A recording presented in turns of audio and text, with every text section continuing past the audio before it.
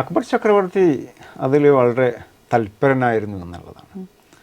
അദ്ദേഹത്തിൻ്റെ കൊട്ടാരത്തിലാണ് നവരത്ന എന്നറിയപ്പെട്ട 9 മഹാപണ്ഡിതന്മാരുണ്ടായിരുന്നത്.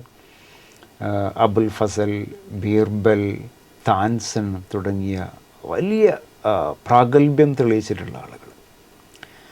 മാത്രമല്ല ഇന്ത്യയിലെ ഒത്തിരി ഗ്രന്ഥങ്ങൾ, പൗരാണിക ഇന്ത്യയിലെ ഗ്രന്ഥങ്ങൾ സംസ്കൃത ഭാഷയിൽ നിന്ന് പേർഷ്യൻ ഭാഷയിലേക്ക് പരിഭാഷപ്പെടുത്തുന്ന അദ്ദേഹത്തിൻ്റെ കാലത്താണ്.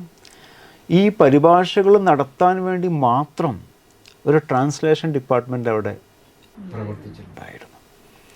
അതിൽ രസകരമായൊരു കാര്യം, നമ്മുടെ മഹാഭാരതം പേർഷ്യൻ ഭാഷയിലേക്ക് മൊഴിമാറ്റം നടത്തിയപ്പോൾ അതിനവർ വെച്ച പേര് റസ്മ് നാമ, ബുക്ക് ഓഫ് വാർസ് എന്നാണ്. കാരണം ഇവരിത് വായിച്ചപ്പോൾ ഇതിൽ നിറയെ യുദ്ധങ്ങളാണ് കാണുന്നത്.